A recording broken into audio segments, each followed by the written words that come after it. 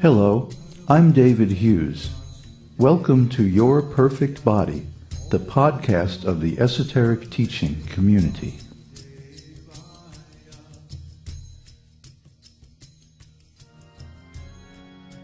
Today's selection is an essay entitled, You Cannot Stop War, Part 3.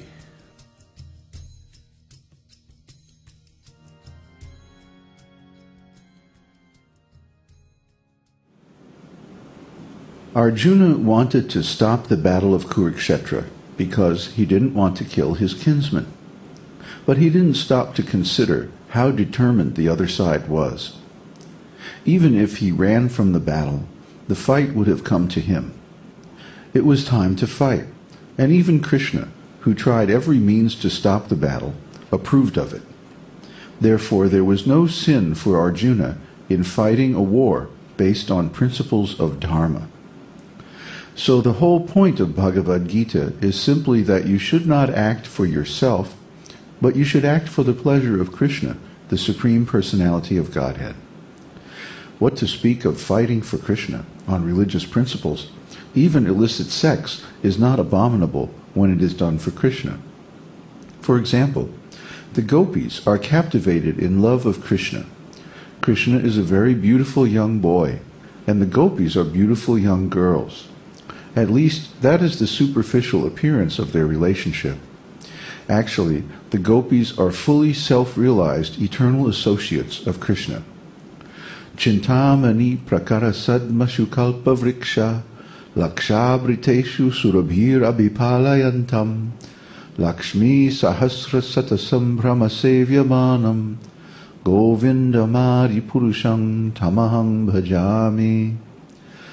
I worship Govinda, the primeval Lord, the first progenitor, who is tending the cows, yielding all desires in abodes built with spiritual gems, surrounded by millions of desire trees, always served with great reverence and affection by hundreds of thousands of Lakshmis, or gopis.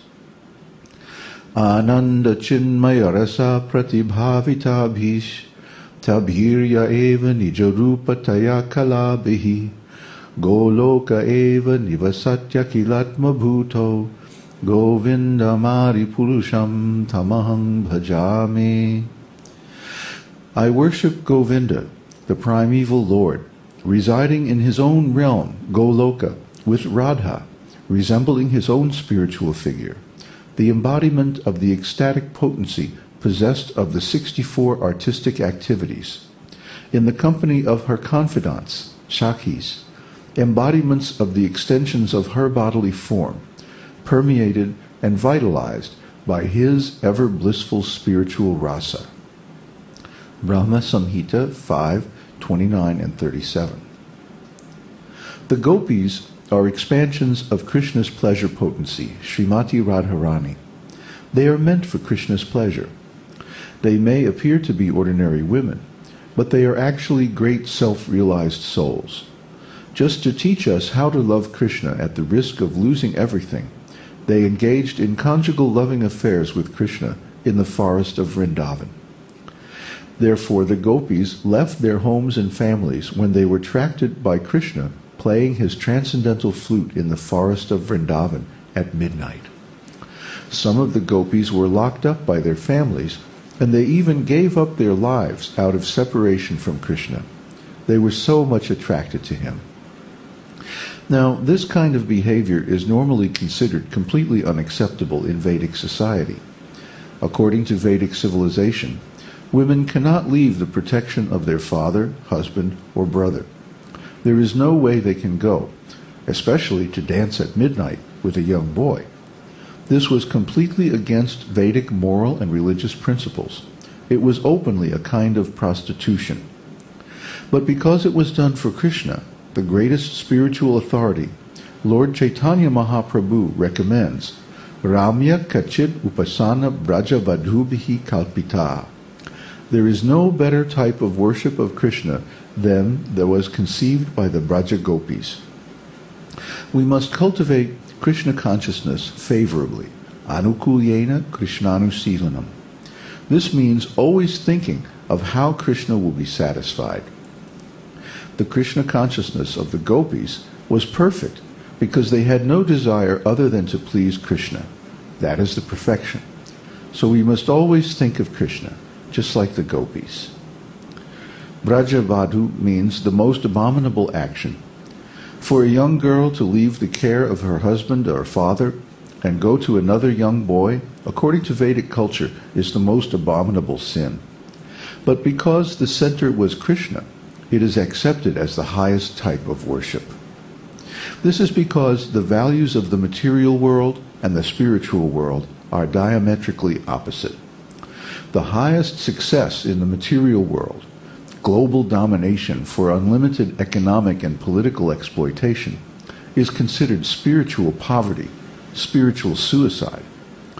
But when the most abominable sinful activity in the material world, illicit sex life or infidelity, is applied in the service of Kṛṣṇa, it becomes the highest form of devotional service. This is Kṛṣṇa consciousness. We have to learn how to act only for Kṛṣṇa, how to love only Kṛṣṇa. Then our life is successful. And the human life is such a rare opportunity to attain self-realization. We have come down to this material world from Vaikuntha, the spiritual world, millions and millions of lives ago. There is a beautiful song by our predecessor, our great-great-grand guru, Srila Bhaktivinoda Thakur, called Anadi Karama Phale, where he sings, "I have fallen into the ocean of material existence as a result of my selfish activities, which are without beginning, and I see no means of deliverance from this great ocean of nescience. Day and night my heart burns from the poison of these worldly activities, and on account of this my mind never finds any satisfaction or happiness. Hundreds and thousands of desires, like nooses around my neck, constantly give me misery and trouble. In that great ocean of nescience play the waves of materialistic tendency. In this world there are many thieves and rogues, of whom 6 are prominent: lust, anger, greed, illusion, and madness. They are causing me great fear, and in this way my life is coming to an end.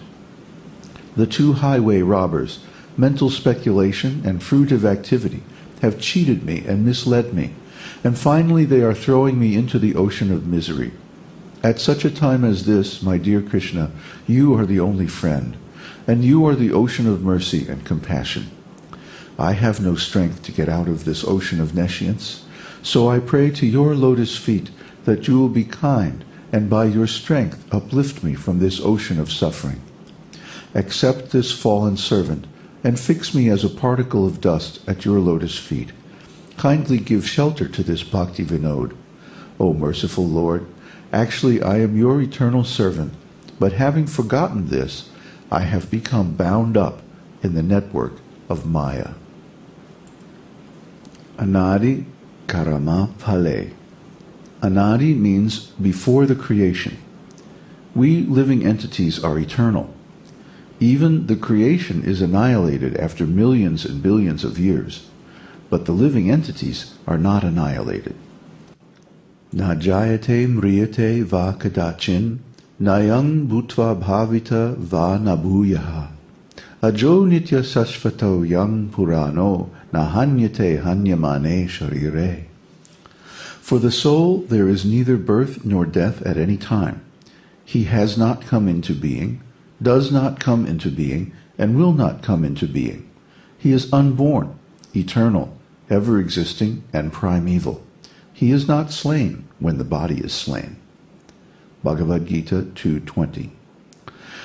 So the souls remain eternally, and until they attain liberation, so does their karma. So when this whole cosmic manifestation is annihilated, the living entities will remain in suspension in the body of Mahavishnu. Then, when another creation takes place, they will come out again to fulfill their desires and act according to the karma generated by their activities in the previous creation. The real desire, the real pleasure, the real salvation of every spirit soul is how to go back home, back to Godhead.